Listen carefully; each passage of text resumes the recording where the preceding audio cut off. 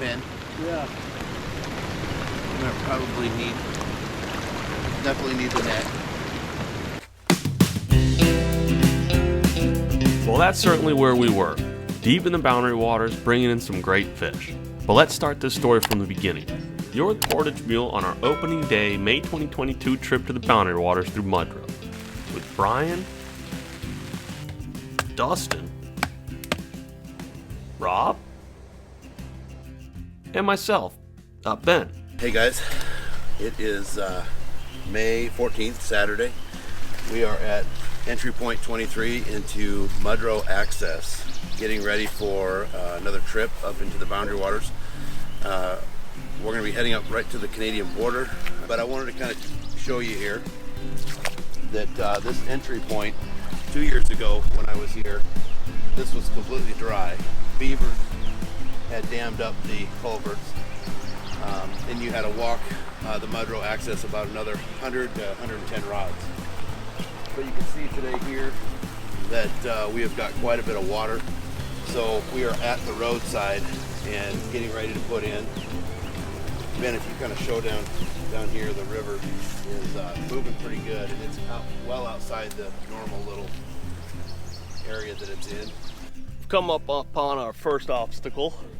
So the water's high, we've got a tree down, and there's really no way to go up and around it because there's a cliff on the side.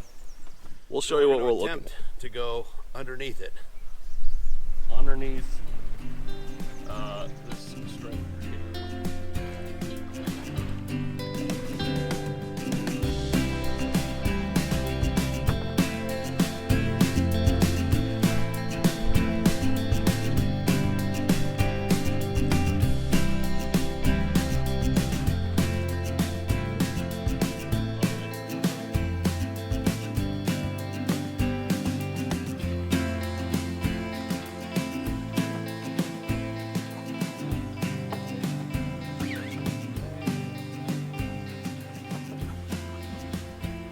Well, needless to say, their first attempt didn't go so well.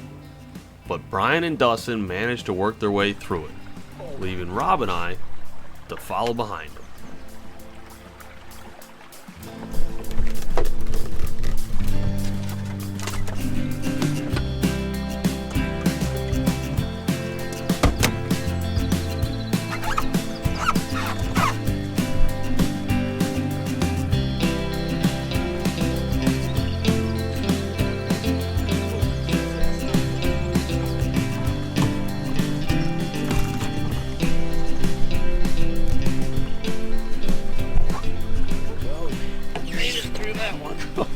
So we just came out of Mudro, and it's about an 80 rod portage.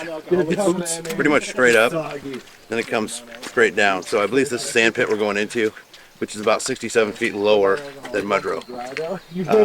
We got all this water. See through the trail. It's running kind of like a little river. Water's extra high this year.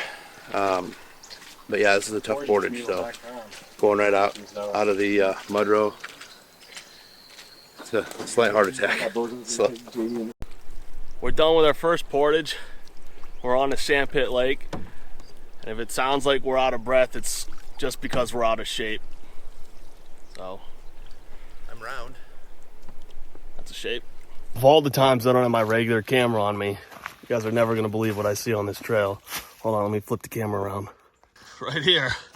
Look at this. Jeez. Got loads of free gear. This is awesome. Nice. Right. Alright. That hat doesn't look like it'll fit.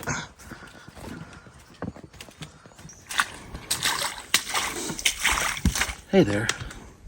It's nice to see you again here in the woods. This portage is 141 rods. It is flat, but it's like a river that's flowing in two directions. You seem tired. No, No? I'm just taking in nature. Gotcha. Listening to the sounds, the water rushing into our portage, feeling the water rush into my boots. the mud squished between my toes.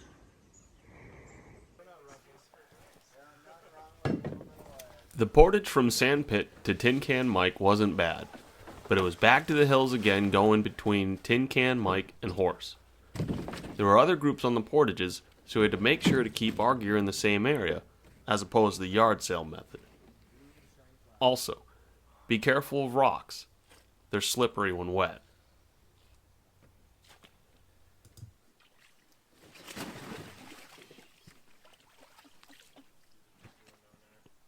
We're on Horse Lake finally. It's 11:13. Still got about 4 more shorter portages before we really get to Crooked Lake. But we're making decent time. It's starting to get hot. But overall the weather's perfect. They were calling for a bunch of rain and 30-mile-per-hour gusts on the way in. And right now it's about 70 and 5 miles an hour, so couldn't ask for better weather. 11:44, made it into the Horse River. Justin, why don't you give us your best horse impression?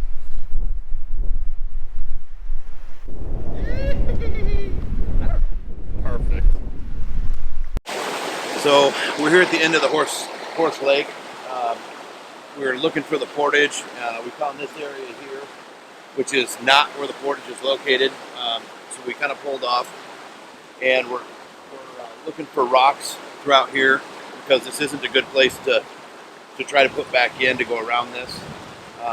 Looks like it will be all right as long as we stay kind of in the center here and just go with it. So we're gonna traverse these little rapids and see what happens.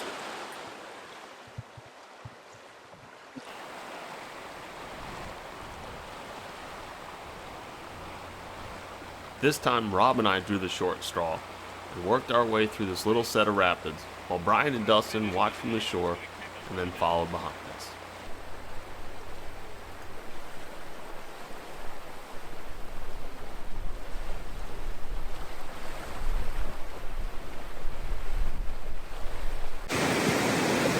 So we've hit a little bit of a snag. I don't know if you can hear me, but if you see the water rushing, here, we're on the portage. We're probably some of the first people of the year to be on the portage. As you can see, that there isn't much left of the trail. If you turn around and look here, the water is coming up into the woods and the trail ends. The problem is the water's so high, the rapids are all the way going around the corner, and there is no portage. So we've either got to forge ahead and make our own way somehow and hope to come out, or we turn back. At this point, I'm not for sure what we do, but we know that we can't come down these and survive it. That there is a rainstorm coming, and Dustin, what do you think you left? Frog dogs.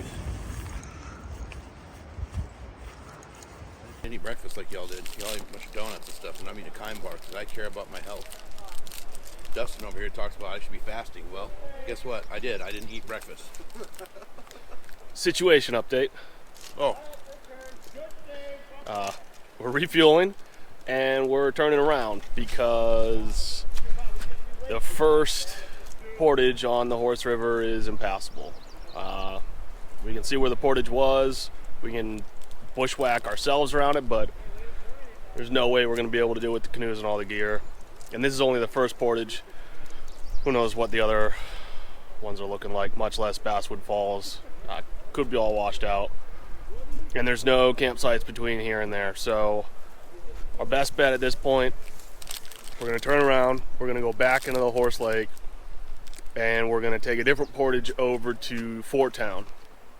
There's a lot of campsites on Fort Town, and we're going to try and keep going from there, but we'll see. It's getting kind of late. 12:50 right now. So, not what we intended, but we're going to get some fishing in. Sometime. A moment with Rob. I want everyone to know that these Kind cherry, cashew, chocolate bars. We'll turn a rotten day upside down in just a second. It should be noted that the map still shows this portage on the incorrect north side of the Horse River, when in fact the newer portage is on the south side of the river. We still felt confident in our decision though, as getting to that portage would have been dangerous through the start of the rapids, and the probability of the subsequent portages being underwater were pretty high. We've just paddled across the Horse Lake, and all of that nice weather we were talking to you about earlier is gone. And in its place, we've had thunderstorms, rain showers, and now that 30-mile-per-hour wind. It's 3 o'clock and we're back to where we were 4 hours ago. We're trying to cross over from Horse here over to Fort Town. We're just waiting on a couple of our guys. Rob, what'd you think of that paddle? Well, it's definitely not fun, but it is the nature of the beast. When you come out here, you run into some great weather and a tailwind, and sometimes you run into a 25-mile-an-hour headwind. And right now my arms are burning. I'm a little concerned about our other two that are still about Halfway? 1,000 feet, about 1,000 feet from us, I guess. And they're struggling a little bit with the white caps. So we've tucked in underneath this wall here so the wind won't get to us, so we can kind of wait for them and make sure they're okay. But in the meantime, I'm going to make myself some beef jerky. How do you make that? By taking it out of the package. Okay. We are in between Horse and Fort Town, and we're finding out that the rushing water is boxing us in. So we talked to some locals, and they said going to Fort Town might be very difficult. So now we are going to reportage back to Horse and see if we can find a campsite there. We also had some pretty good inside information on where to go for the walleye. So we're going to take everything back now. Now we get another horse impression. Hey. So once again, we find ourselves for the third time that day portaging to Horse Lake. How long did it take you to get to Horse Lake today? What time is it? It's 5. 10 hours? Okay, that's good time. Yeah, I mean record breaking probably in some capacity. Yeah. We were able to snag a spot on Horse Lake still and set up camp before going out for a little opening day evening fishing. What do you think about today so far? It started off really good, got challenging, yet here we are, camp, got food, now we're having fun, so overall great day.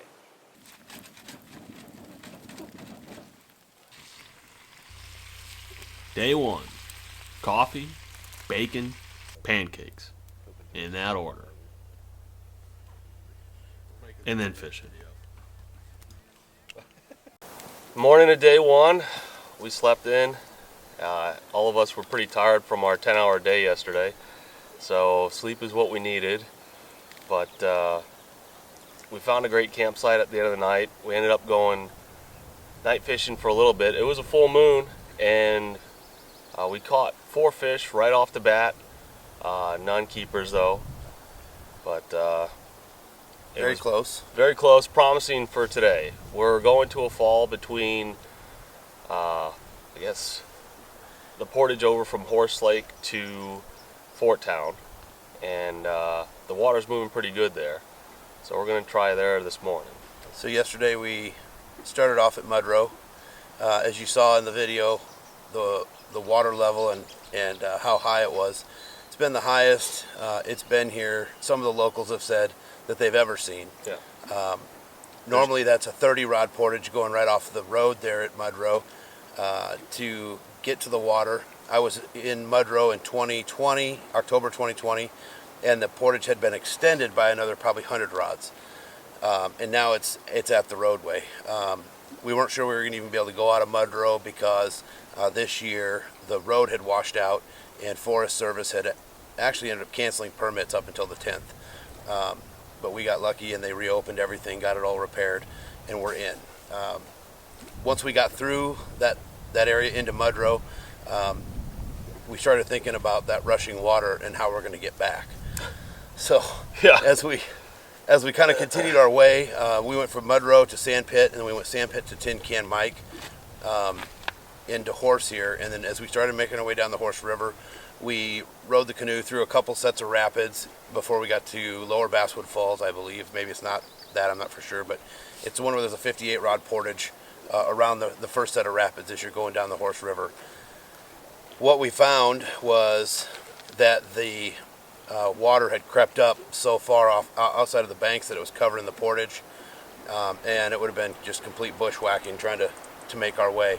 But as we kind of got through there and we're looking at things, we saw that set of rapids went for as far as we could see. So we ended up turning around, coming back up the Horse River, which once we went through those sets of rapids, we ended up having to portage back this way, which took up a lot more time. And then we also had about somewhere around between probably 15 to 18 mile an hour headwind, plus going up current. So it took 3 times as long as it should have to go up the Horse Lake towards the portage to Foretown, which was the direction we were going to go then. Once we got to that portage, we realized that we couldn't pass through there either. So, or we wouldn't be able to pass through easily enough to get anywhere in time. There was a good chance we would have had to bushwhack past some of those campsites. portages. Yeah, through the campsites on Foretown just to get to Foretown. So that would have taken all night. Yeah, so we ended up coming back to Horse Lake. We're here on the campsite that is just north of the falls, is that right? Just north of the portage from North of the Horse portage. to Foretown.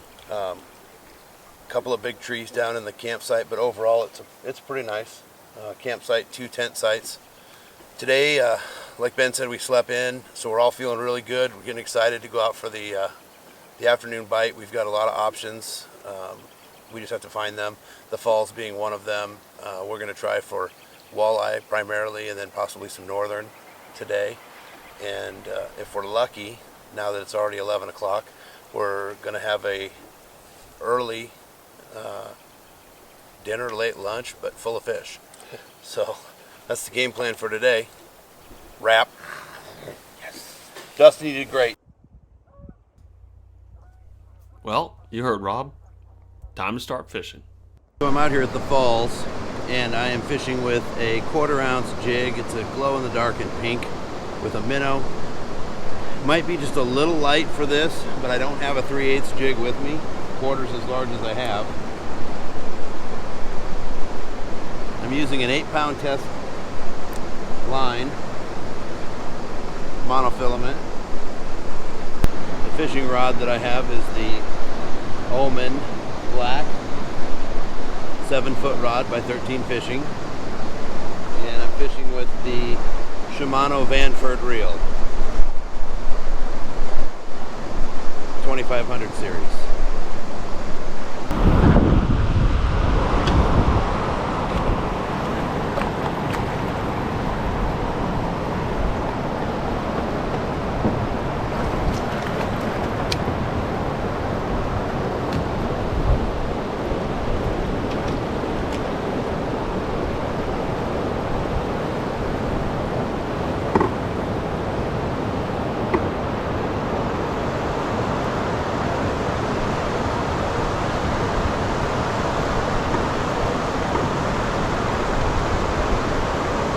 First northern of the day,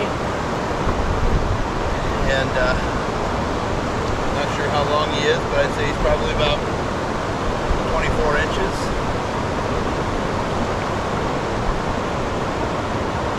Caught him on that jig.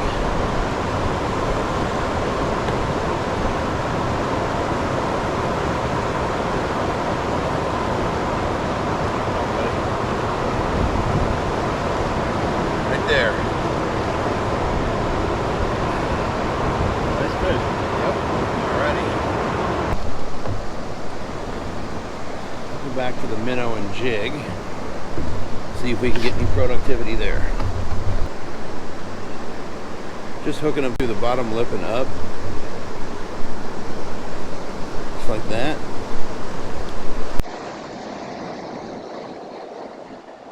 As a fisherman, you wonder if the fish communicate with each other.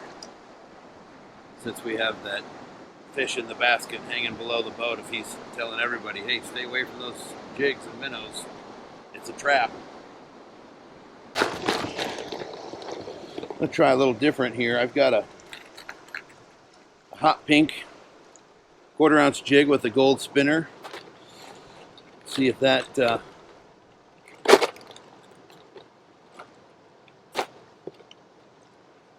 that presents any excitement.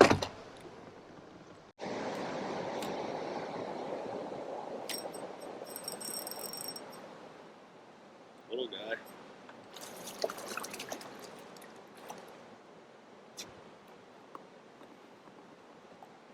Nope.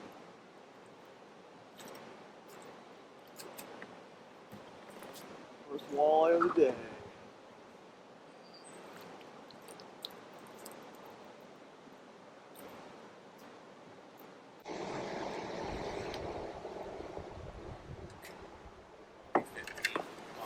Welcome to Portage Mule minnow tossing. Oh! He got lucky! Yeah.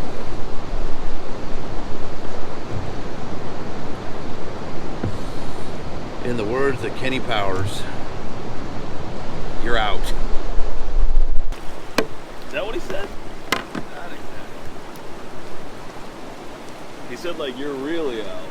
You're super out. You're super out.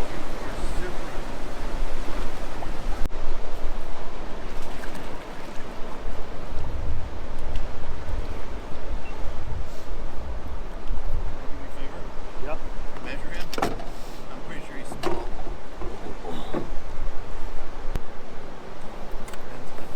Tape. And he is going back to the water.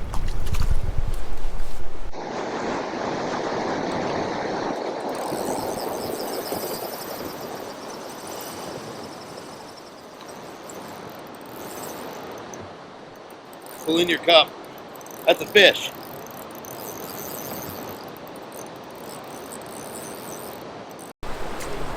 Line's right there.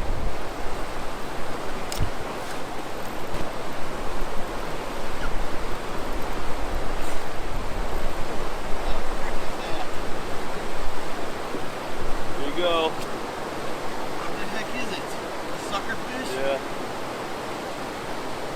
Funny how my GoPro died. Did it? Yeah.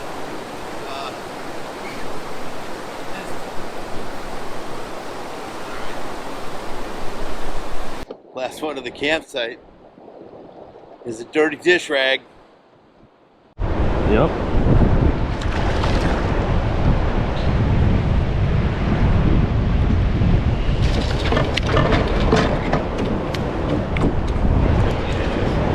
Now he's in the net. Actually, did I say a dirty dish rag? It's drinks dirty dishwater. Man, I can't even quote my Young Guns 2 correctly. So we're leaving the falls, and we caught a northern, and we caught a walleye. That were both fish that we're going to go back to the campsite and prepare for lunch. Dustin caught a walleye as well, keeper. And we caught a number of small walleye, 14 inches. For some reason, they were all exactly the same size, 14 inches. So those all had to go back into the lake. And you can just sit there and watch us eat fish on your phone. Or if you're over 70, I'm sure you've managed to learn how to use an iPad and now use that for all of your news and video viewing entertainment. Right, Bob Olson? That's funny, that's funny. Cool.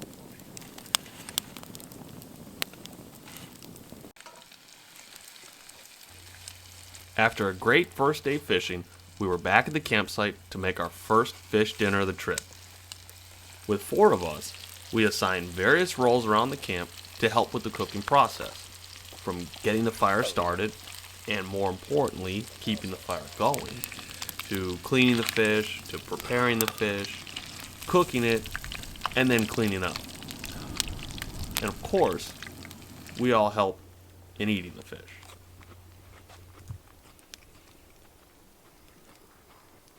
Amazing.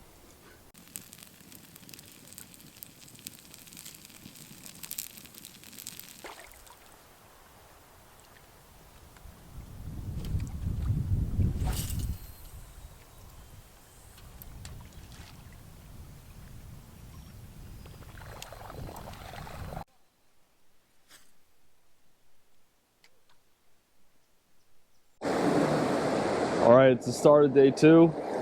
We're up early. The sun's just coming up behind me. We got the lake to ourselves. It's just us and the loons. If you can't tell, it's a lot colder today, but that's okay. We're staying warm, paddling our way here.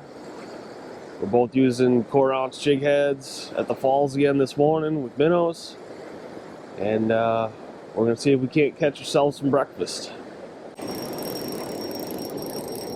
Fish on.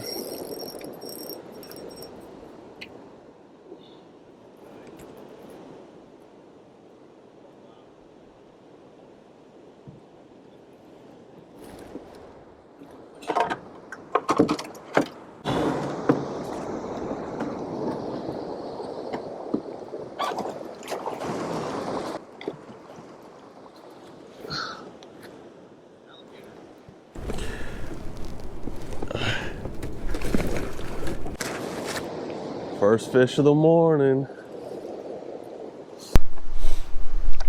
So we're out here this morning, and so far we've caught 1 northern and 1 walleye. We're just drifting off this water coming out of Fort Town into Horse. And we're just paddling back upstream and just kind of drifting down and jigging. Ben's northern was caught on a jig and a minnow, and it was pretty wrapped up. Kind of surprised it didn't get cut off with its teeth. The wind is coming out of all directions simultaneously. It doesn't make sense. I don't understand what's happening. The sun is on the other side of the lake, shining brightly, and we're under cloud. Pretty much doom and gloom over here. This wind is out to get us today.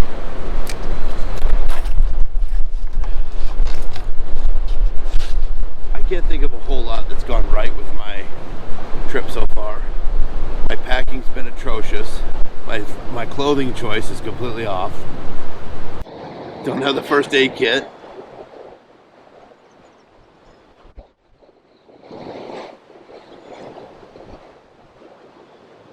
This is pretty much like Bush League here. I'm ready to just go back to the tent for the day. But I feel like there's somebody filming us and everyone's watching. And they're just waiting for me to melt down at any moment. You know what? We're done with this. Done with this. Done with this. He's gonna throw it over. Here comes the putter throw. But I'm not going to. So today, this morning here, I am fishing with I think it's the Mooneye 1/4-ounce jig. As you can see here, it's just a big eye Mooneye, I don't know what they call it.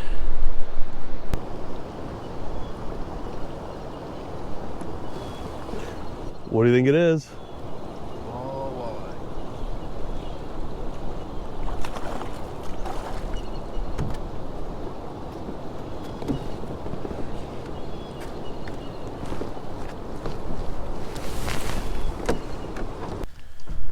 If I had to reference a scene from a movie to capture this moment, it would be Chris Farley, fat guy in a little coat. After Rob's doom and gloom segment, we were back at the camp to get our breakfast going.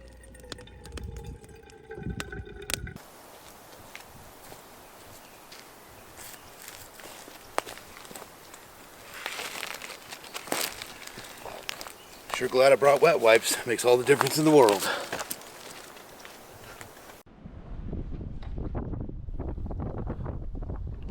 Due to the high wind earlier, and trying to avoid Rob's meltdown, after breakfast, we went back to Portage in hopes of trying to find a new spot. Alright, we're halfway through day 2. We're on a couple little ponds in between Horse Lake and Four Town. We had a portage to get up here, so we just brought just the essentials with us. But we had a great morning fishing. As you saw, we caught a keeper walleye and a pretty big northern. We're saving those guys for our fish dinner. Started to warm up, and we're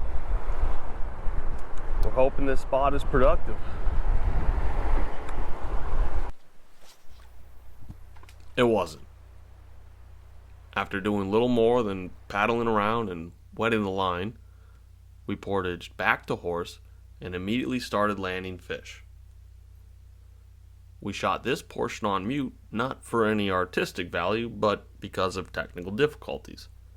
I caught this pike on my first cast with a new Cyclops lure, as Rob explains silently.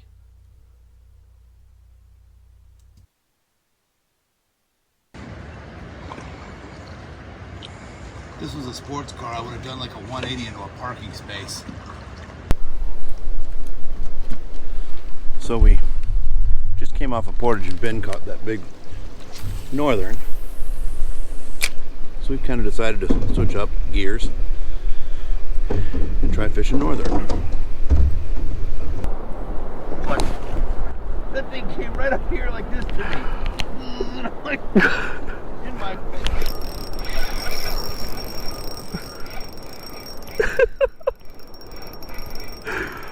Oh, look at that. Nice eye right there.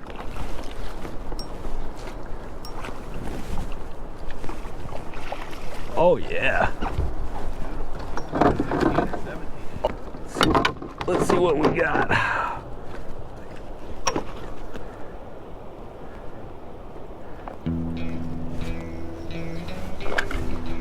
Oh, it doubled up.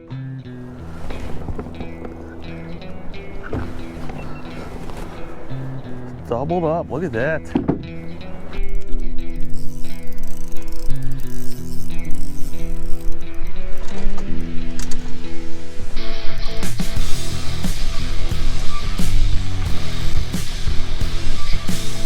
Cool.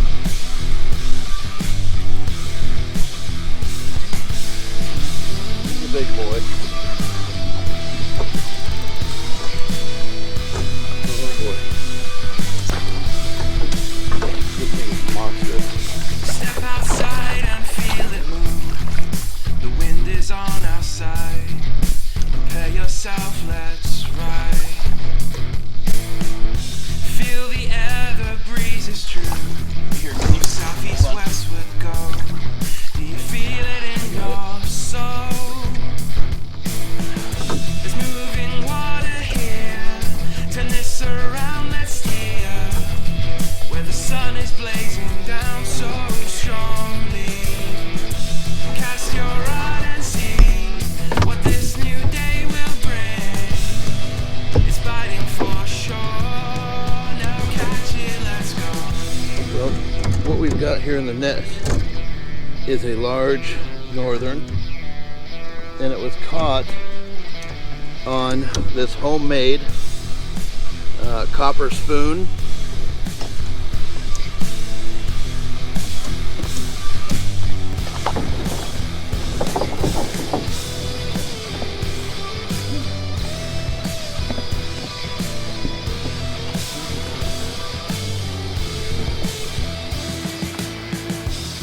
pitch our tent, the night is young, and settle in for cold. The sky it fades out gold. A burning fire keeps us warm. The Portage Mules are That's strong. awesome. We sleep till morning sun. Don't know how big he is, Look now, but rain is here, but I hope they won't I can tell you that minds will keep he's over 36 inches because my putting him back in. fighting for sure. Now catch you, let's go. Woo!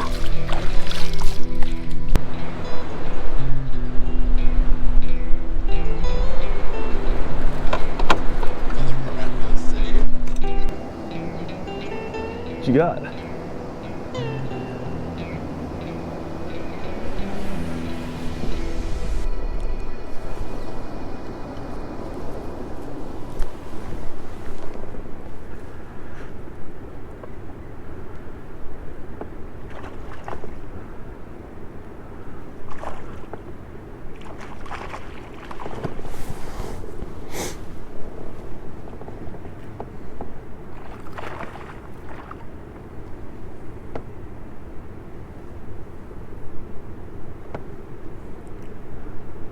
Just reach down in there and get it out.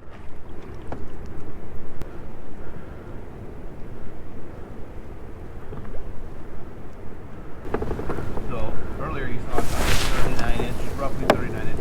Our thwarts here are 36. It was wider than that. But I'm using these copper spoons that were handmade by Larry Cadner.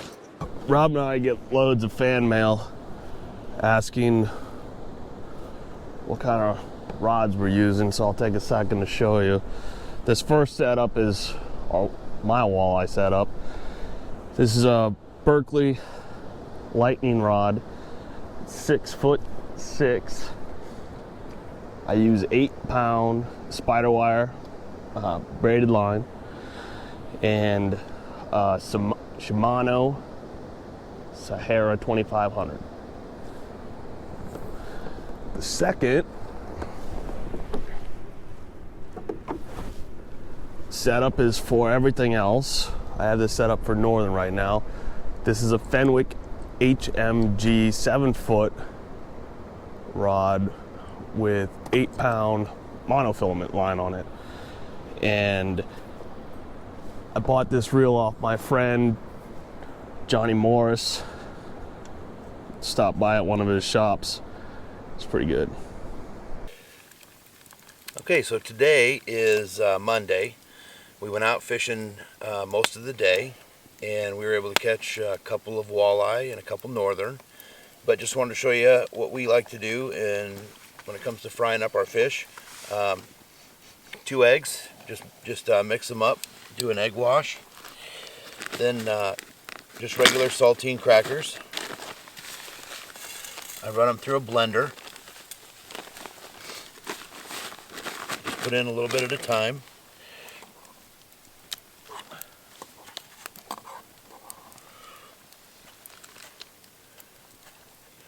Get the cracker on there.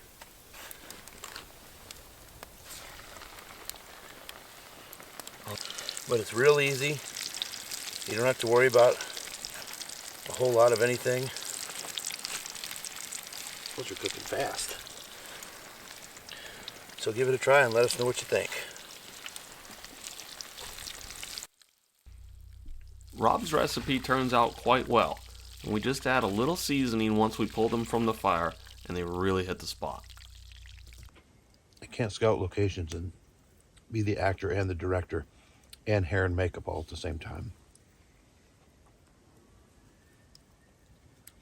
But I can cook an amazing s'more.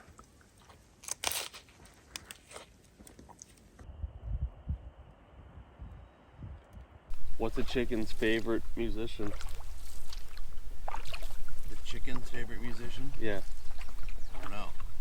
Bark!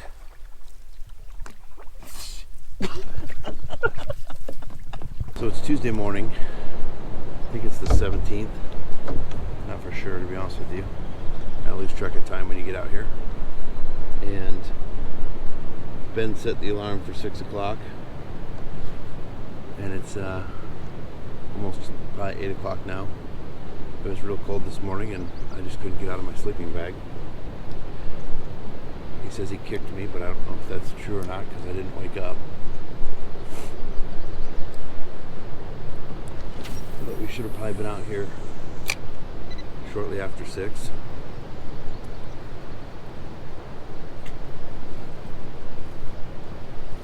And we weren't because of me.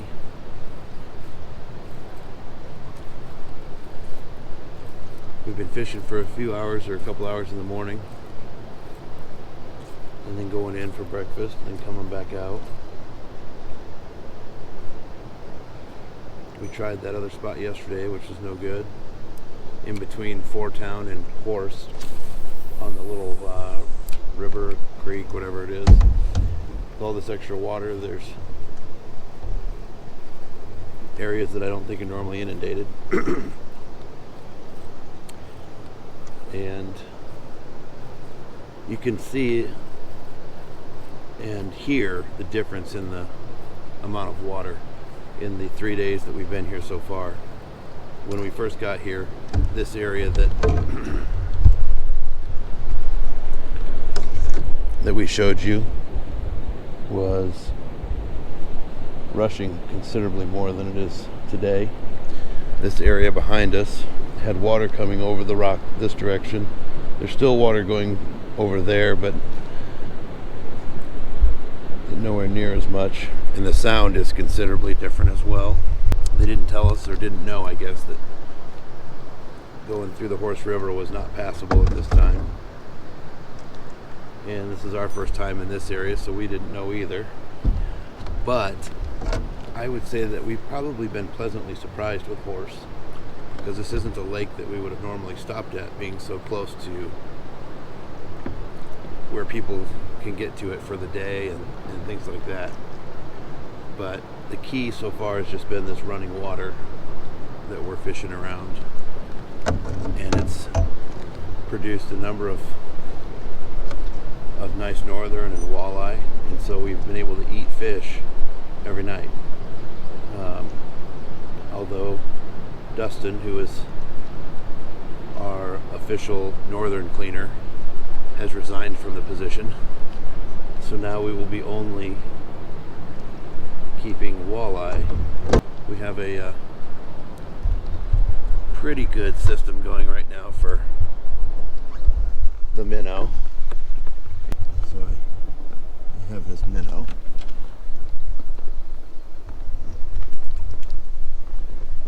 Throw it up there and he catches it.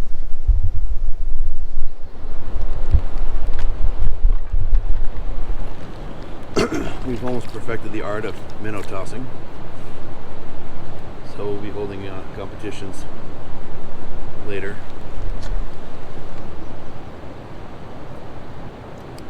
With extravagant prizes like fishing with Portage Mule.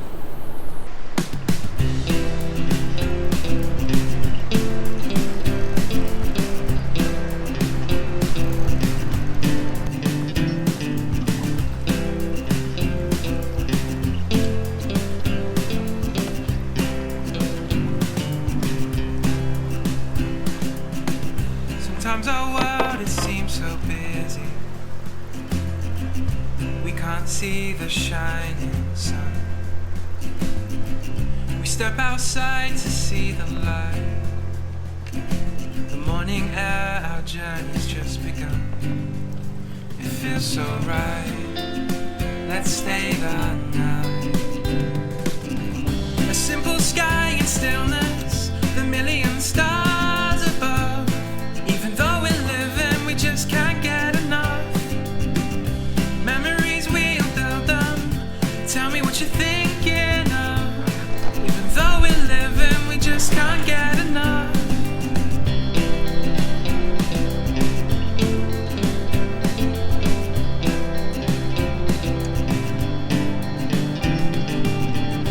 Packing cars and driving out.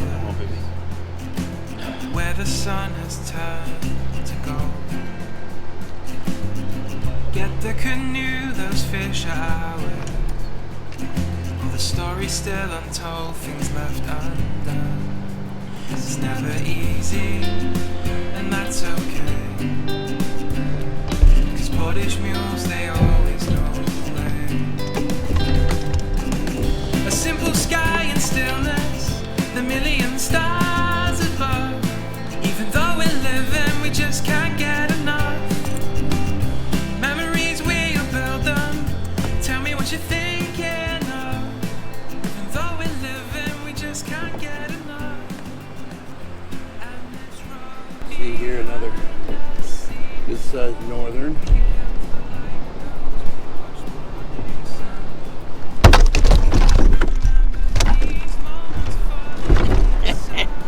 Why does this always happen to me?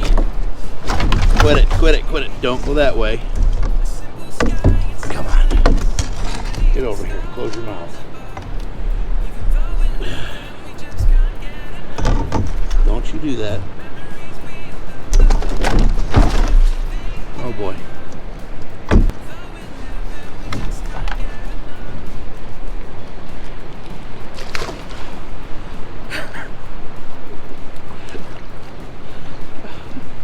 I don't know if they'll actually bite you, but I sure don't want to find out. I made a slight change to my lure from yesterday.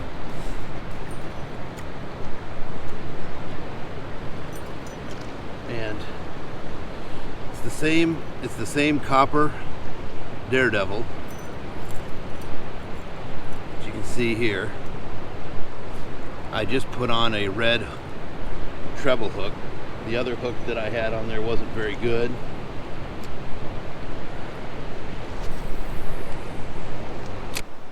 "10 feet of water. Just dropping it down right beside the boat to the point where I can feel the bottom. Just bringing it up a couple inches, dropping it back down. I'm right on the edge of this moving water. There's no wind today, so it's kind of nice. We just keep recirculating to the same spot. It seems to be where we're catching these walleye. It's right at the edge of the moving water where it starts to eddy out.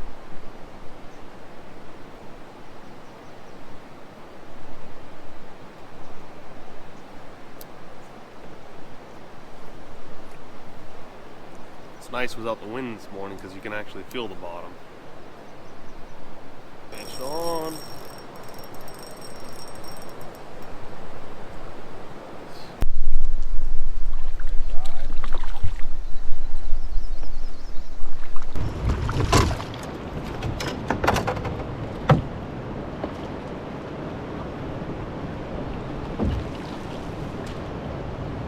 Oh, that's a nice one.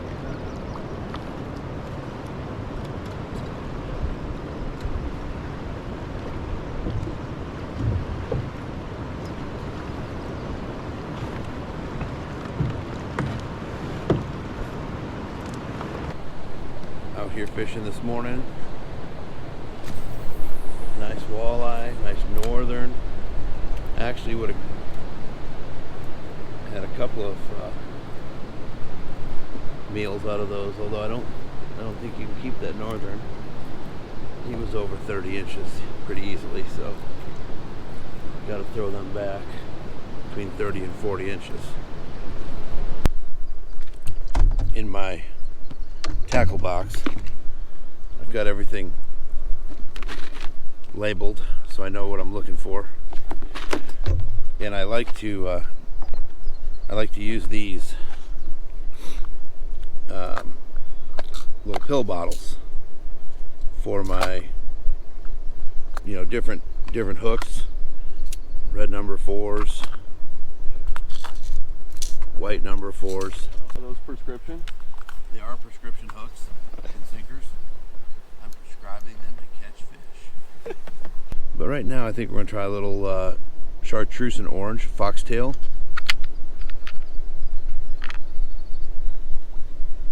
See if that does anything. I think I donated that lure already.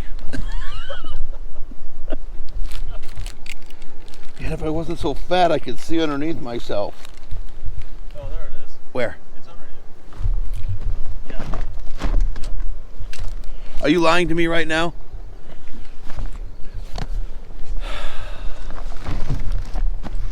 I'm in a canoe full of emotions. Son of a gun, I think I did.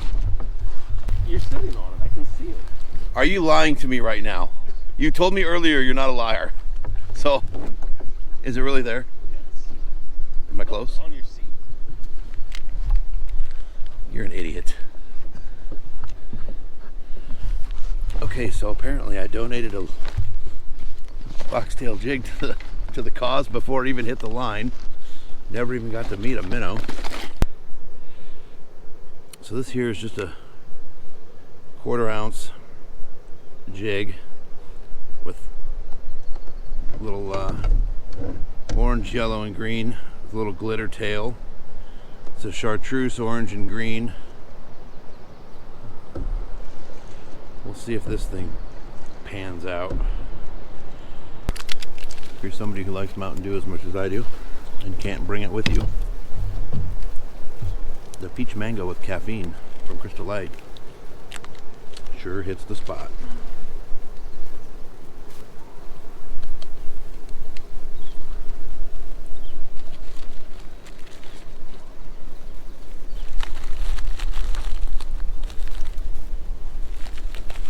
Secret stash.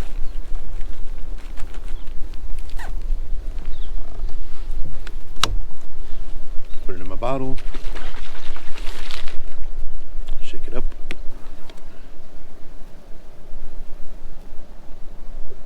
Oh man, that's good stuff. One of the keys when fishing and you find running water is utilizing that, because that's where fish like to be. All the food coming in, it's a preference for them. As you're watching the videos and thinking about places that you like to go or that you've had good luck in the Boundary Waters, we have only been on the Ely side of things. We've never been up into the Gunflint. It's a place I think we'd like to try at some point. Get up there and check that out.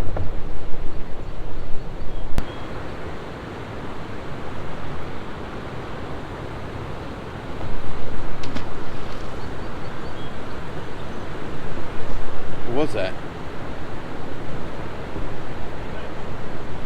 Oh, wow. That was a wood bass. It's a rare species. Well, maybe open up a can of wood there. What? There's a lot of wood bass up here.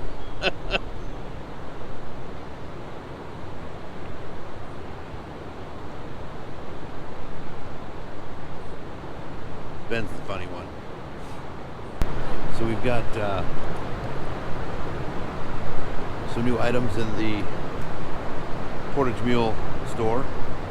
This hat is one of them. It's our Fish Camp Canoe Series hat.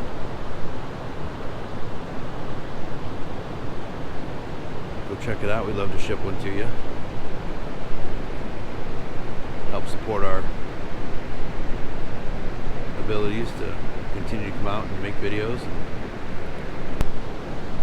showing you the tips and tricks that we like to use, and gear, ways to make it easier, some ways to make it harder, but always to make it fun. We're getting sucked back in.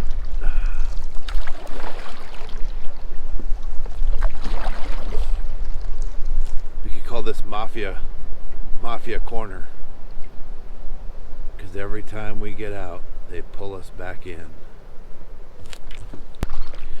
So we're going back for breakfast. We're gonna have cheddar bratwurst, beer brats, which will double as our sausages, some eggs, some Hormel Black Label pre-cooked bacon. It's a little bit of a downer. And you know what? Maybe we'll forgo the bacon. Save that for tomorrow, since we're gonna have the little sausages and pancakes. But I forgot the mint chips. So just regular old, nothing special pancakes. When we get back and we have one fish, and I tell them that we caught that nice big northern, I wonder if Dustin will say we should have kept it. Another monster northern. Really? Okay. Yeah.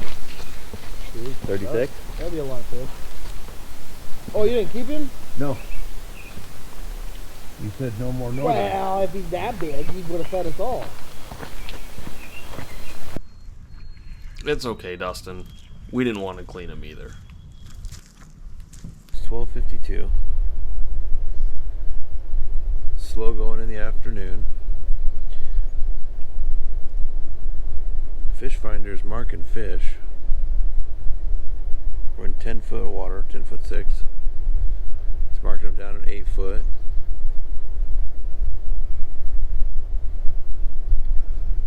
I don't know if there's actually fish there. Ooh, excuse me. Or if my fish finder's acting funny.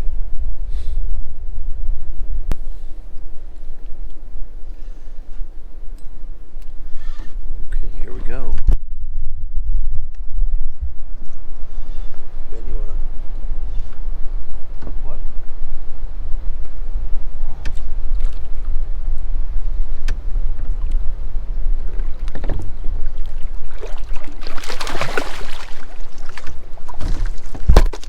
Well, nice walleye. Not sure how big he is.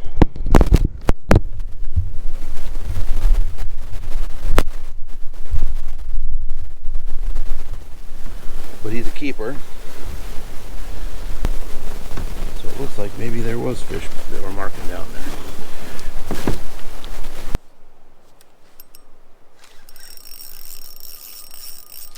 Oh, look at this.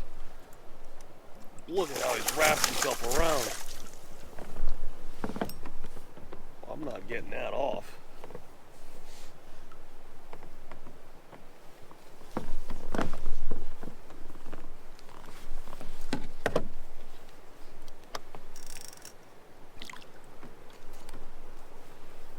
Wow, he spun on that thing, didn't he? Yeah.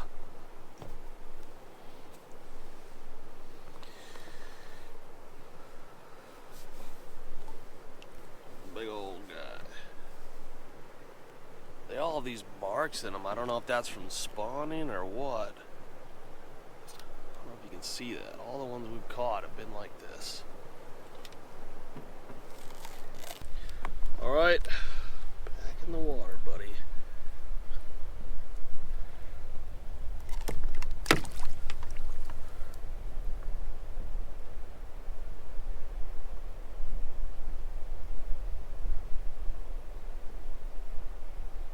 Come on.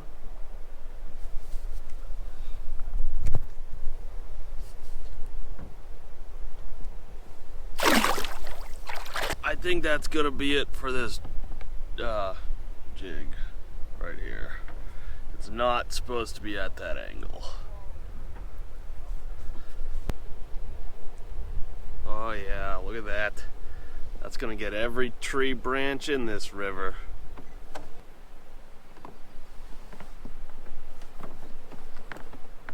He was a weird looking minnow. It's gonna catch a weird looking fish.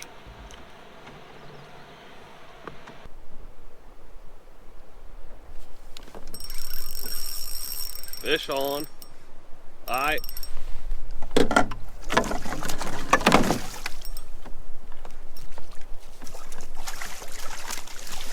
There we go.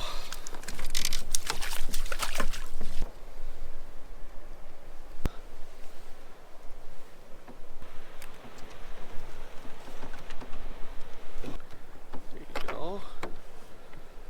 Nice eye. The bite's picking up, which is odd because it's 140.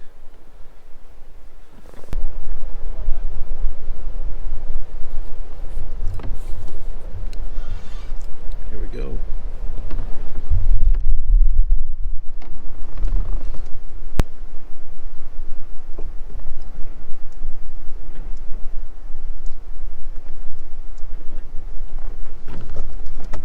It is a really nice walleye. They're really nice.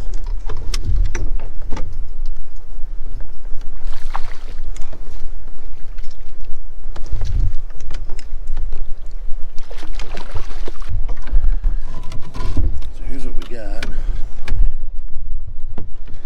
Tape on him.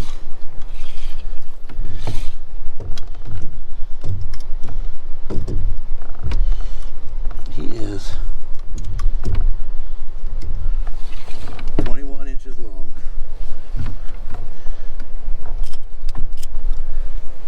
So that's our one for over 20. That was a real nice walleye. And it puts us on 3 for today. Here in the last couple hours, which has been pretty good, this spot that we're at right here.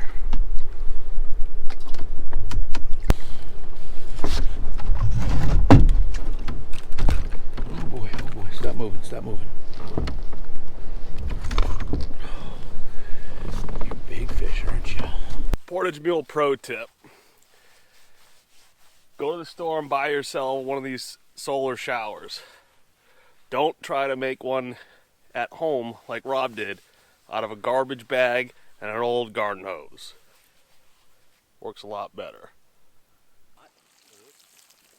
Keep in mind, if you do plan to bring a solar shower, understand how harmful commercial hygiene products can be to the environment, and place the shower at least 150 feet away from the water. People ask us what kind of gear we use, so I'll take a minute here and I'll show you what Rob and I bring. Our setups are pretty similar. Everything that I have fits inside of this bag. The first thing that I bring with me is this Big Agnes sleeping bag. I'm 6'2", so I get the long version, which is a 6'6" bag. This is a 20-degree husted sleeping bag. A couple of things that I like about it are that it has a toe box. I don't think you can really see this that well, but trust me, there's room for your feet to stand up in this while you're sleeping, so you don't have to curl your feet at the end of your sleeping pad there. And the second of which is the mummy bag, and again, this is hard to see, but this zipper actually slopes up and over to you, so it's easier to get in and out of. Pretty comfortable. It's 20 degrees. I bring this one when it's a little bit colder because I like it to be about 15 to 20 degrees colder than the temperature outside, and it's getting to be about freezing outside. So the second thing I keep in this bag is my Climate air mattress. This is the Climate Static V Lux. The Static V, I think it's just the design. The Lux is just a little bit wider. I always find myself slipping off the sleeping pad, and this one I don't. I think it's only about 5 inches wider than the normal one. Don't ask me why, but that makes a difference. It's not self-inflating, so you do have to fill it up manually, but it retains the air really well, better than some other ones I've had. So you blow it up once, and it'll be fine for the whole trip. And of course, our tent. This is the Stoic Madrone 4. I think it's about 8x8. It's all that Rob and I need. We keep all of our gear, electronic stuff. We keep some of the gear under the tarp by the camp setup, but we use this. We use the ground tarp, and it's fairly waterproof, but we do end up putting a tarp over it if the forecast is going to call for rain. 2 doors. We almost always have one closed off and just use one to get in and out. But pretty nice.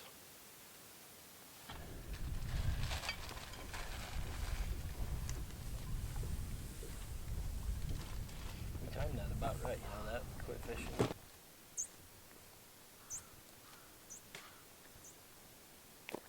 We're off to a little bit of a late start today. It's Wednesday the 18th. We had the alarm set for right after sunrise and it was pouring rain. So we did what anybody would do and we went back to bed. We're still expecting a lot more rain later, but we got a little bit of a window between now and early afternoon. So we're back at the falls, trying to get all of our fishing in before the rain comes. Rob's back trying his homemade spoons. Been working really well. I'll probably start with the jig that I ended with yesterday. This guy looks about the same, but he's got a flat bottom there. It's a 1/4 ounce, pink and white. We got the other guys here with us this morning as well. They went exploring yesterday around the lake, but with the amount of time we have today, they're gonna come with us to this spot that's been producing some pretty decent fish for us. So we're showing them about how we work in here, just right on the edge of the moving water.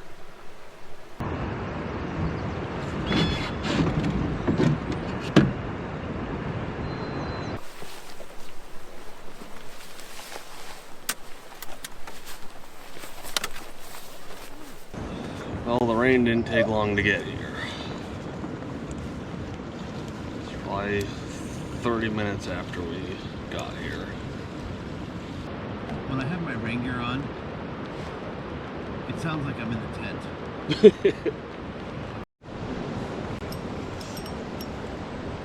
we go.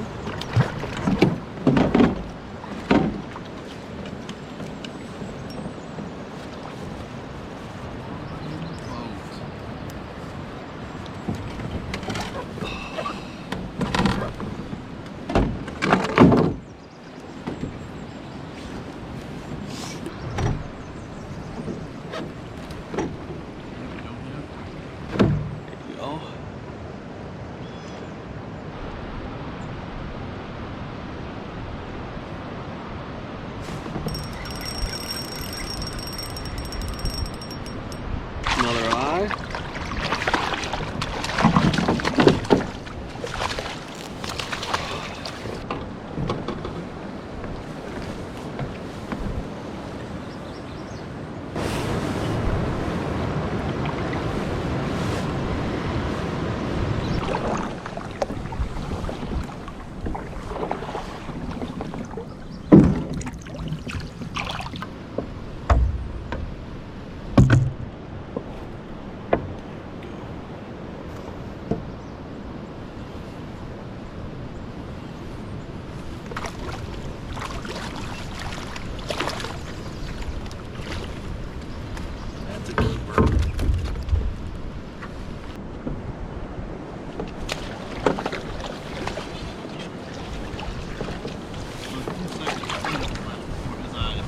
I'm gone!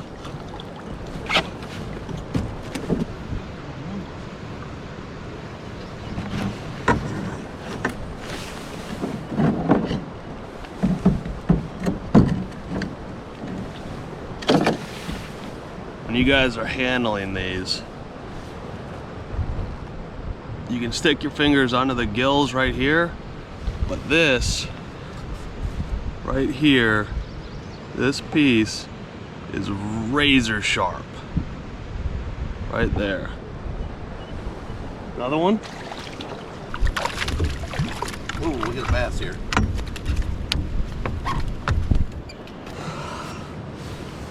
Bass.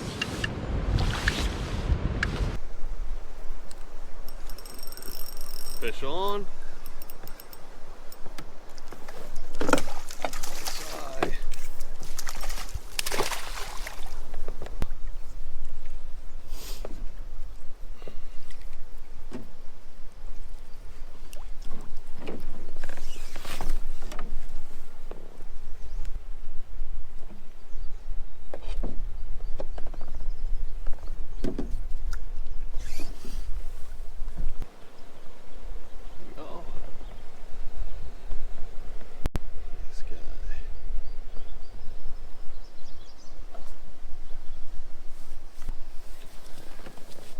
Alright, this storm is about to roll in.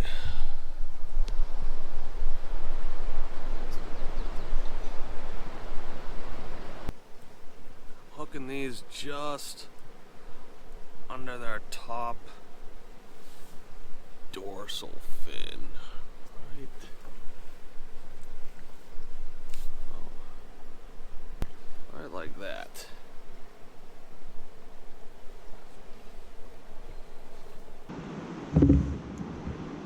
We got This here.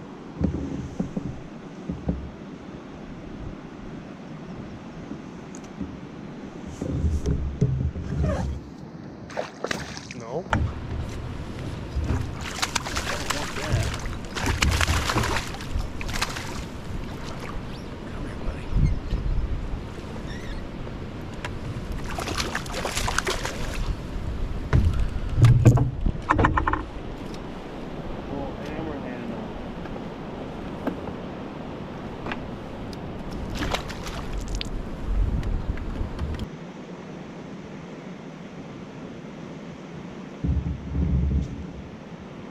There you go.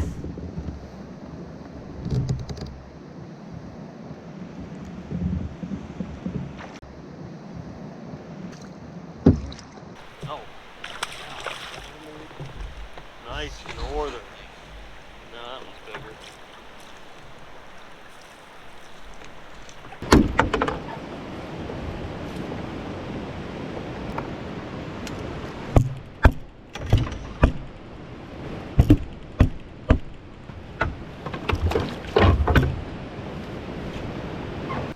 I don't know if y'all can hear that. That's thunder. It's getting closer and closer by the second. Rob does not want to leave yet, though. And I think that it's becoming a concerning situation for the safety of our walleye.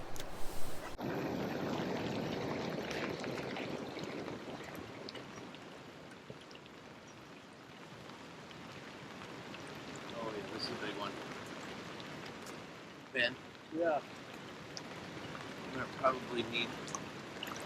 definitely need the net.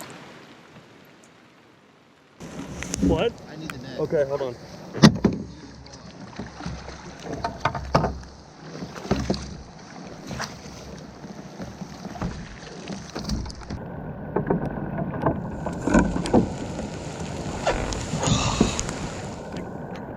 Go. Rob can't show you, but I can. This is Rob's fish. That is a beauty. Wow. Look at that. How long is that one? Get him on the tape. He is about 20. No, I'm sorry. Yeah, 23. 23? Yeah, Nice. 23-inch walleye.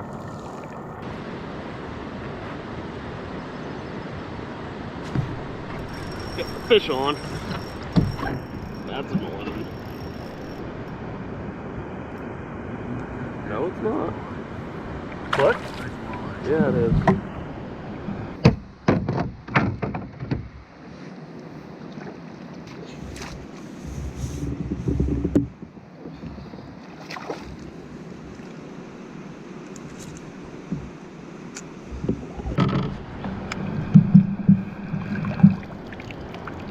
Right. 18-inch walleye.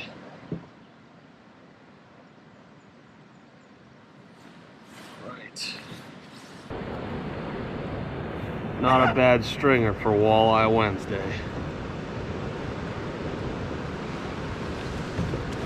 Gosh. Yeah, that's Larry. That's what Brian was trying to catch.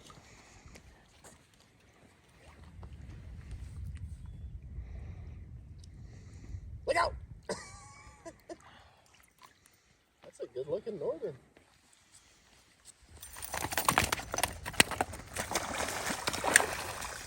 Stop it. You stop it. You whining? Okay. Will you hold my pole? There you go. You got him.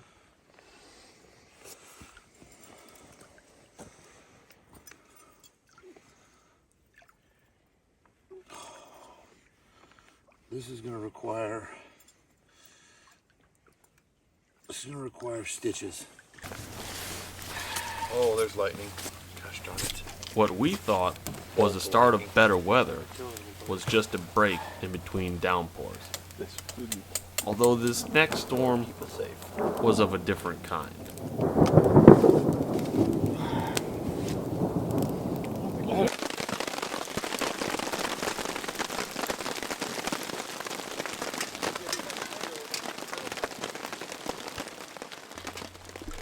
Although, on the plus side, we finally had ice for our drinks.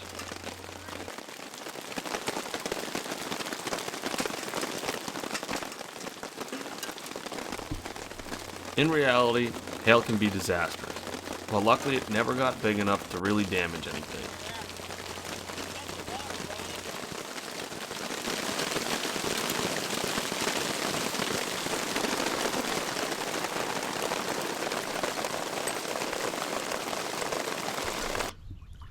And after the storm passed, it was time for fishing. Or at least whatever that was. Did you get that on video? Yeah. Gone. I couldn't help that.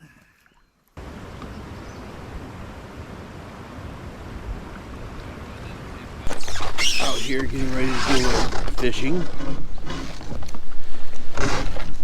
And I think I'm going to try something a little different and go with just a hook and a small sinker and see if I can put my minnow to work. I think I'm going to go with a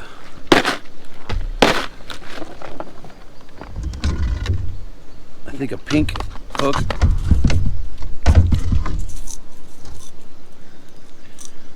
Which is just a little Gamakatsu. Number 4. Pink. Can you see that? There you go.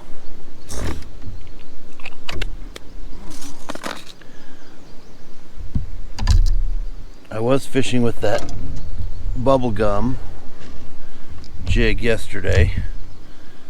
Just a little 1/4 ounce bubble gum.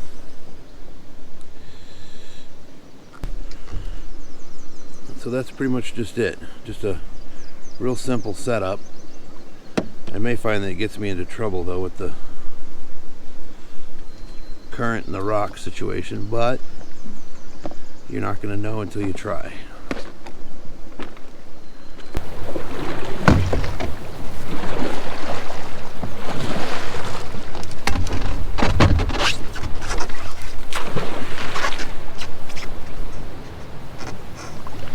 Sorry about that. You're getting soaked to me. Why didn't we get that on camera? Did I really? Yeah. I apologize. I'm just really glad you weren't 3 feet closer. You have a hole in your boat.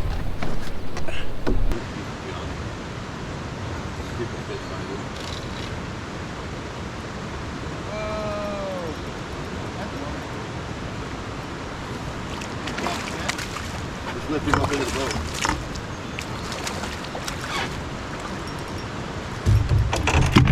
That's a good size walleye.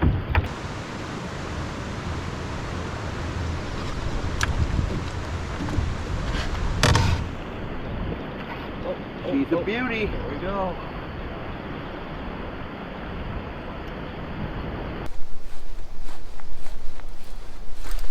There we go.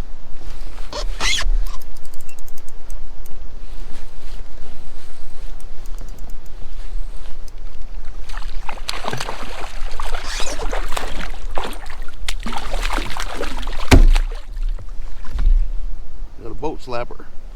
How in the world did you manage that, buddy? Gee whiz.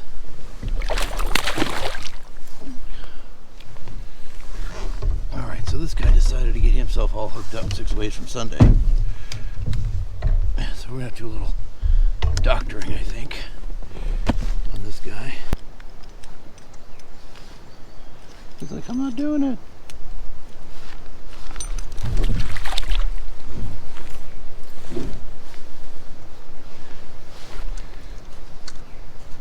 Okay.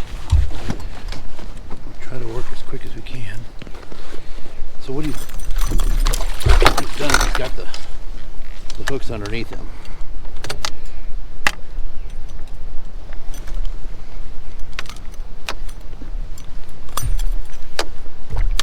There we go. Put this back over there and get him back in the water. And he's off. Not quite 1 o'clock. And it's Thursday. And we entered through Mudro on Saturday. And we're exiting on Saturday, given that the water is low enough and we don't run into trouble. But the time has gone super fast. We've had a lot of success with the walleyes and a lot of success with northern, and just the overall experience fishing here in this lake has just been, I would say, borderline phenomenal, because our goal is to just catch fish to eat, and then obviously, you know, catch as many fish as you can, but you know, keep what you can eat, put everything else back.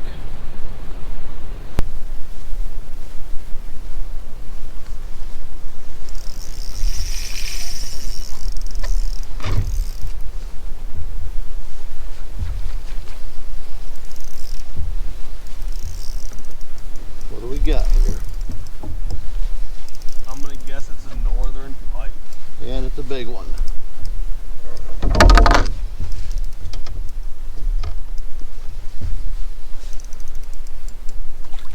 Oh, decent sized.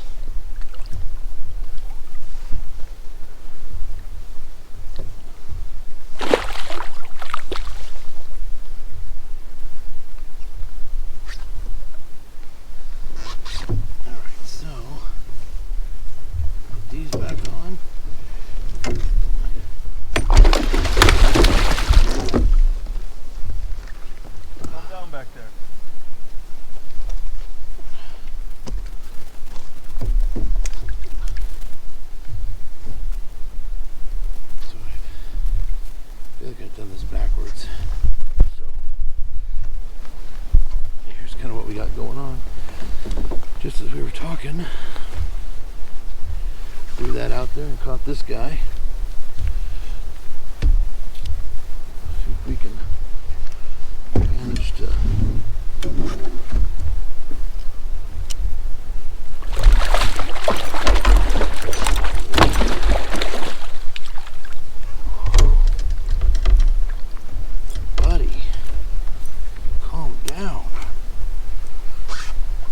you undone here. Get you back in the water.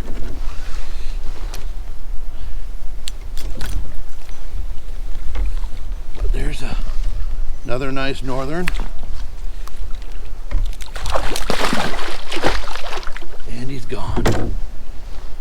Wow. Those things will give you whiplash.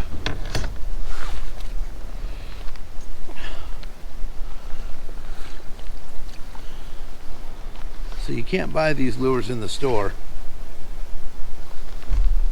here. Larry doesn't sell them online or anywhere. But if you'd like one, just send us an email. Go to portagemule.com. Send us an email and I'll see what Larry would put together a few of those for you. Because as you can see from all the videos, I don't know, I just think there's something about this copper. It's solid copper. He makes them out of a copper pipe, hand forms them and everything, drills them. So, yeah, I mean, you can make them yourself if you really want to, but why go through the hassle when Larry will do it for you? There we go. That's a good one.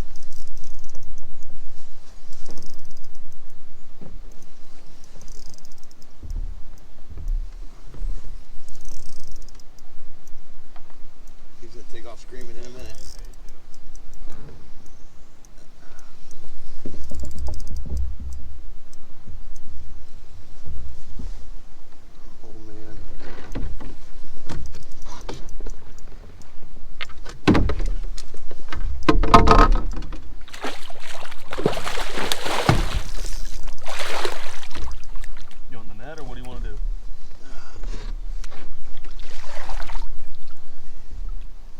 Yeah, let's see.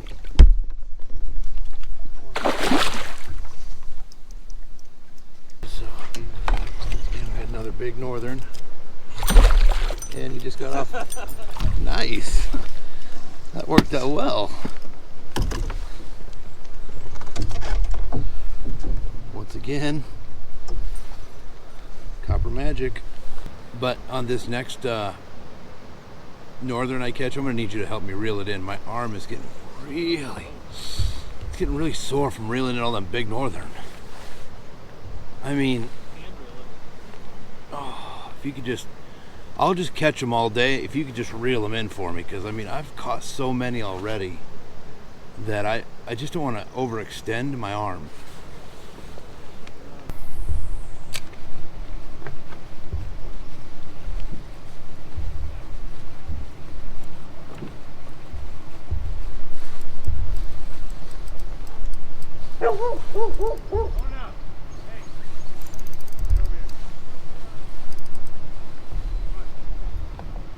You want to reel this one in, Ben?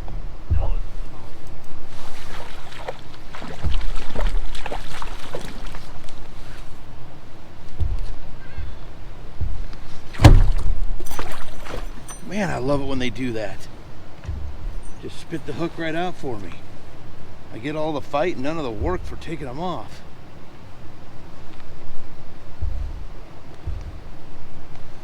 Well, I'll tell you what, this spoon just might be going down into the Hall of Fame.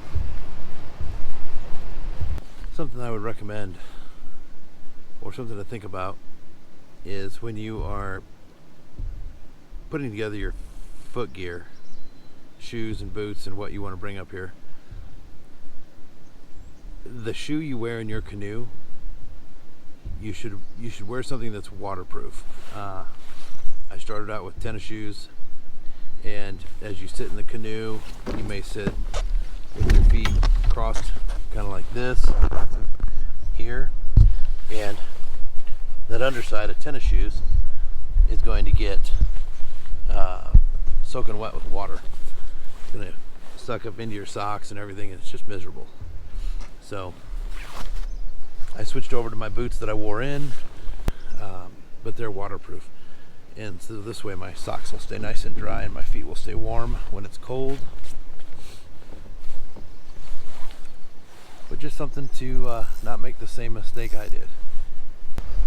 I hear the thunder outside, haunting familiar sounds I can't seem to forget about. I just want the sun to stay. My gosh, it's been a while since I last. Oh, come on, guys. Who doesn't want to get some of this lure? Every one of these northern in here too. Oh, he's a big one. He's a big boy. Look at him. Look at him, would you?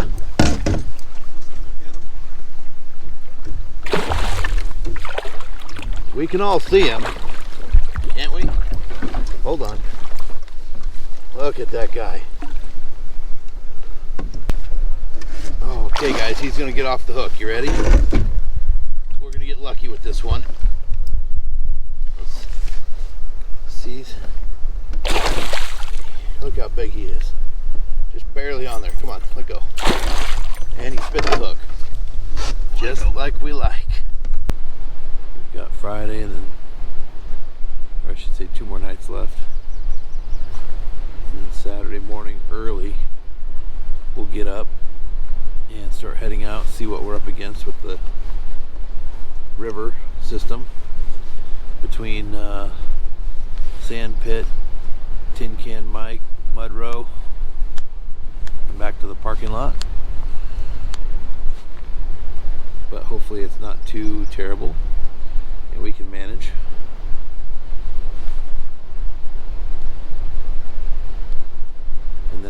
to canoe country and Canadian waters and the boathouse and Paragus. So yeah, gotta make a few stops, say hello to some people, get them some of the new Portage Mule merchandise for their stores, which would be Canadian Waters and Canoe Country. You can get it there, but feel free to go into Paragus and ask for it. They don't carry it as of yet. You didn't bring it to this at all? Nope. There we go, fish on.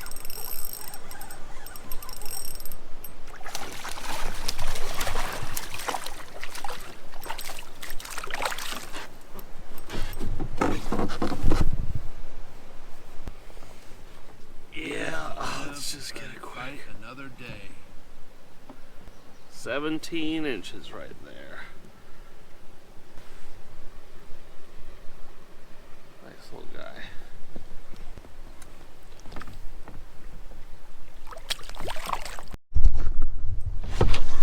Can you get the net over here at all? Oh yeah. Move the... keep tension on the line. Can you move your rod? This rod?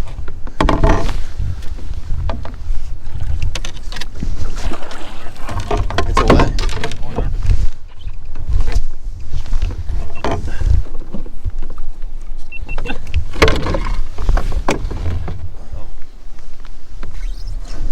Okay.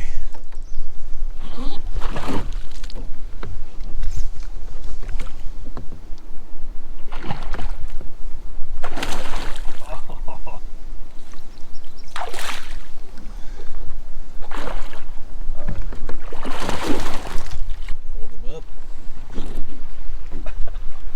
All right.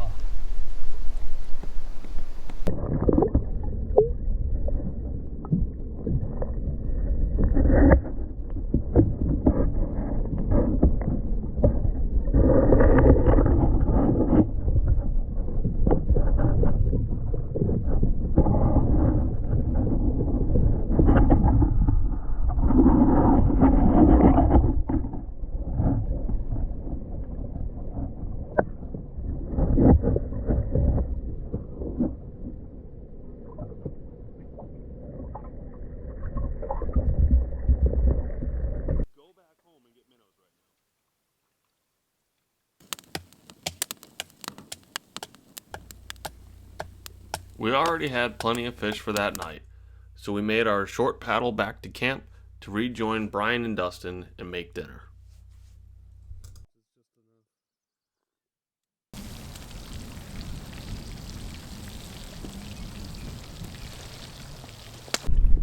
Another cold morning. It's Friday, May 20th. We're gonna go out before breakfast down to the falls. It's a little windy, but in the falls there's a little bit of a cove. Hopefully it won't be as bad. It's supposed to be warmer today and sunny, and neither of which are true yet. We're hoping to go back and get our fire going for breakfast, then come back out here, hopefully catch dinner, have an early dinner, start breaking the camp down a little bit to get things moving for tomorrow morning. But it's supposed to rain again tonight, so we can't take any of the tarps down like we normally would, have them packed up. It's supposed to be down around freezing tonight, but some of our stuff might be frosted over tomorrow morning.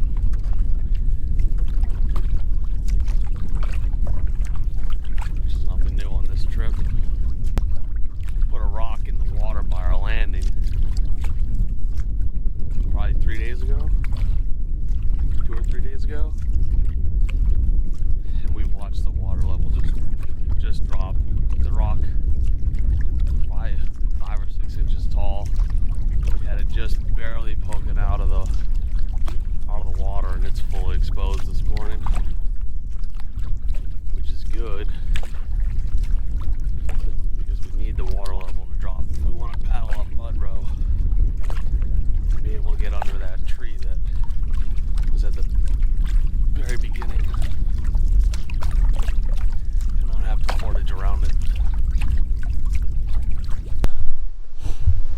Welcome to my office.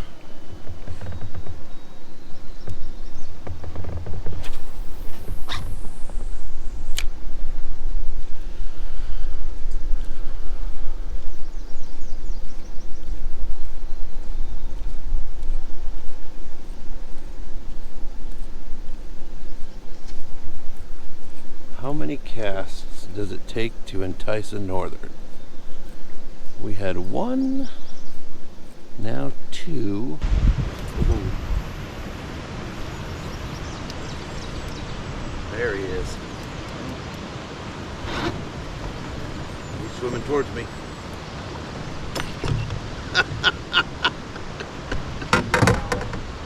Woo! I like to catch and release myself sometimes.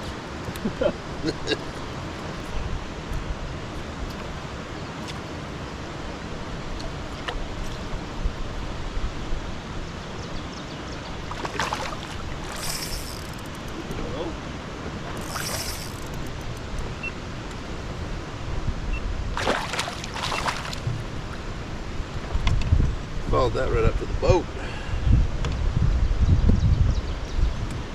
I will gladly remove this hook.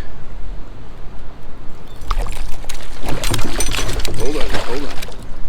Give me a second. Oh, there you go. Get you turned around. And he's off. So on this trip, we've talked a little bit about Walleye Wednesday. And the reality is it's been Walleye Tuesday, Wednesday, Thursday, forgot Monday. As long as we can catch some keeper-sized walleye for dinner, then we will have successfully completed Walleye Week. Which, let me tell you, is far more exciting than Shark Week. But if we have a fleet, then I'll become an admiral. Here we go. Here we go.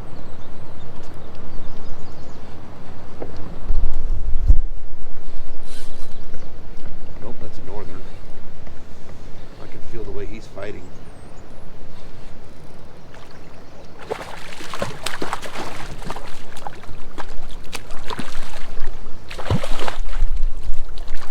at that. Northern on a jig. Upper lip. Oh, you knocked yourself out there, buddy. The boat. What's that? He's ramming the boat. Yeah, he is. He's like, get your fish finder away from me. Come on, buddy, calm down, calm down. So just another northern caught on a jig. And he's off. Some people might ask about our trip for the week here. They've noticed that we've been in the same location, or generally in the same location. And we have a little saying, Ben has a saying, when we're out here in the Boundary Waters and we're fishing for food and fun, that you don't leave fish to find fish.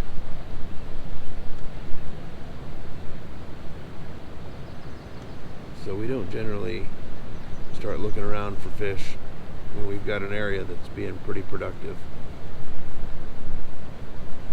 Some people may say get out and look at a bunch of other areas, but we like catching fish. Today I'm using the pink and white 1/4 ounce jig, and once again just going right up, getting him in the top there.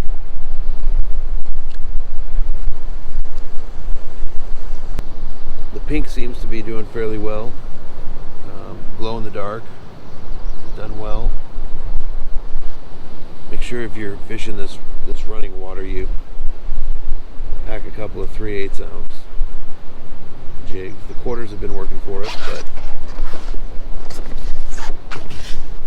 I'd sure like to know what would happen with something a little bigger to get in that moving water.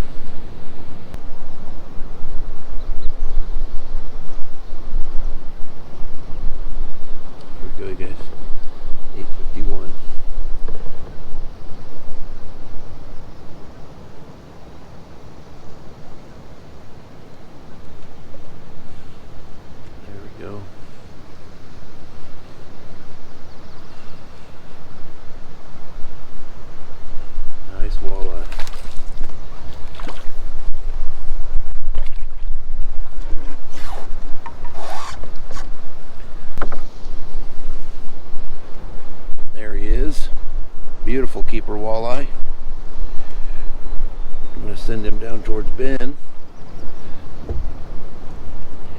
But I would like to officially state that it has been Walleye Week. I'd like to take a moment to thank our sponsors.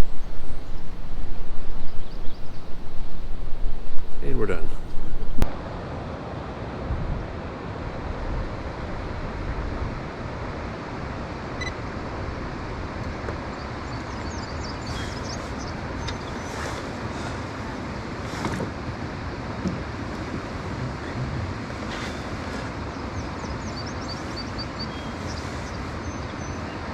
.17 a.m.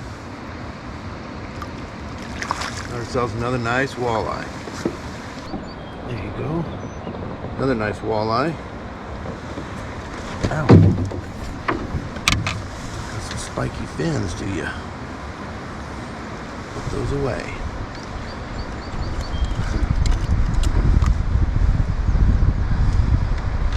Again, using that pink and white big eye jig. 1/4 ounce.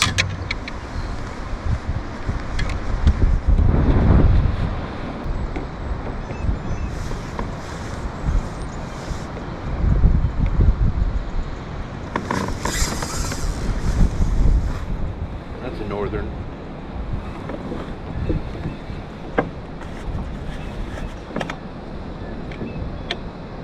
Or a massive walleye, but I think it's a northern.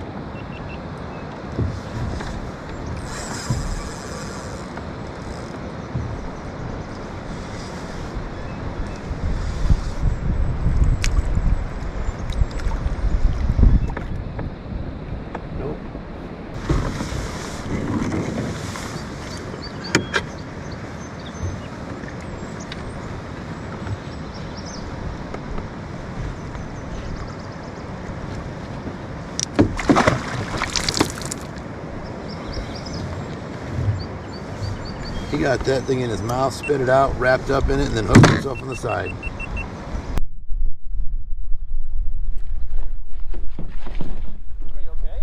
All the fishing from earlier made Rob need to lay down for a little bit. But once he got back up, we made breakfast out of everything we had left.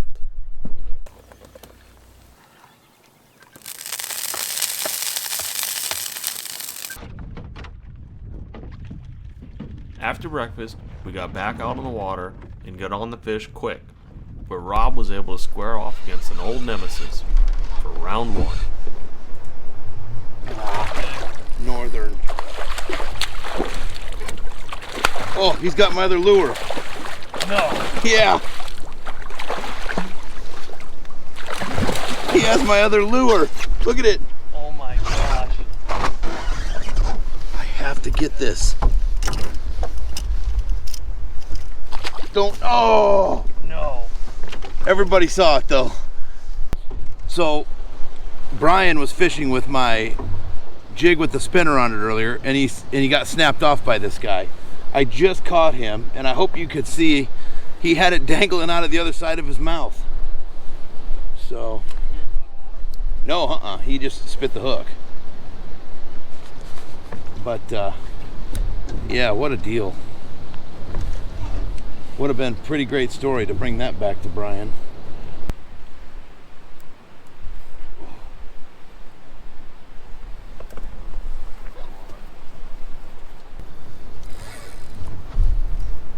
It's a bigger walleye.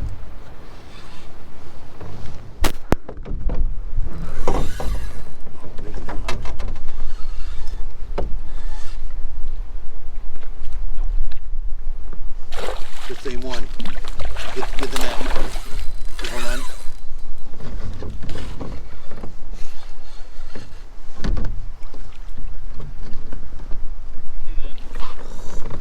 Got my lure back. Brian caught this one. I caught this one twice. Brian caught this one earlier. He still has my jig in his mouth.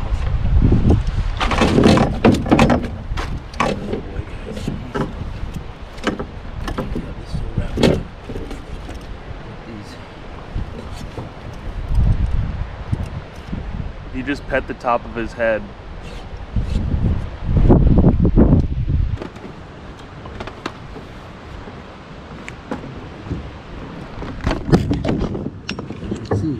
2.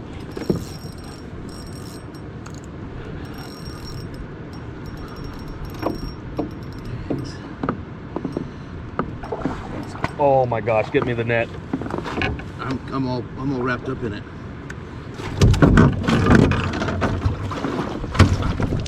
Oh gosh, that fish was huge. It's gone? Yeah, What kind was it? walleye. It was enormous.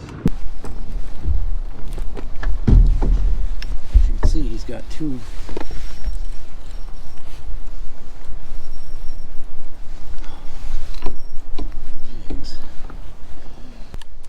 That probably would have been my biggest walleye.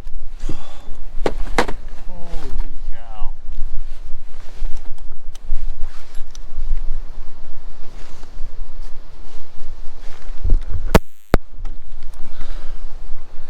This is the guy. Ben just lost a awesome walleye because I was fiddle farting around with trying to get him off this net. That thing was every bit as big as the one that we had yesterday. God darn it. We need 2 nets. Hi.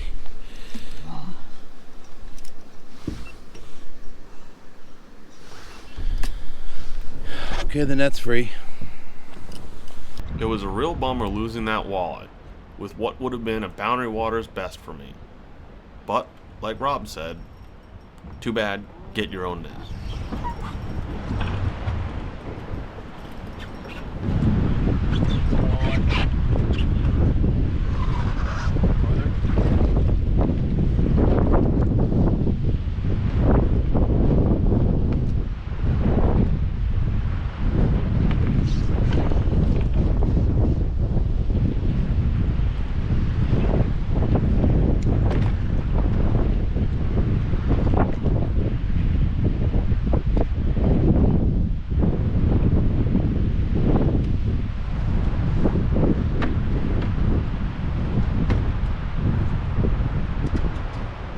Oh, he was a monster. Baby. I mean, he was probably a master angler. We returned back to camp so Rob could get his evening run in and cook our last dinner in the Boundary Waters.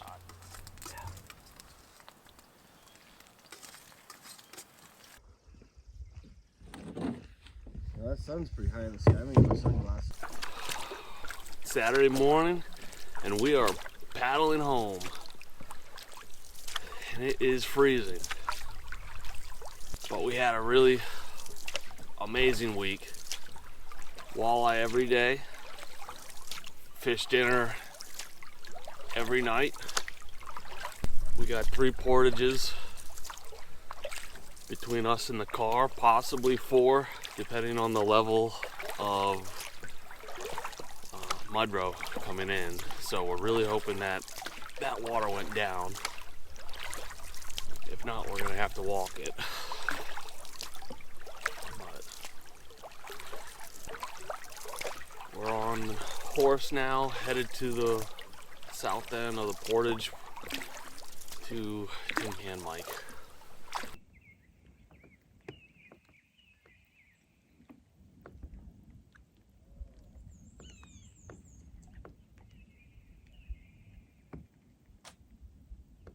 So we just got back to the Mudro entry point, 22 and 23. Just finished a week in the wilderness. Had a great time fishing, hanging out by the fire. We played a little bit of cards. Waters were extremely high, as you saw before, which is kind of something that as you look here, this was all underwater before. So water's gone down in a week about 2 feet maybe, maybe even more. One more stop. One more stop to the lucky 7. So, If you enjoyed this video, please like and subscribe to our channel and check out portagemule.com for some great gear.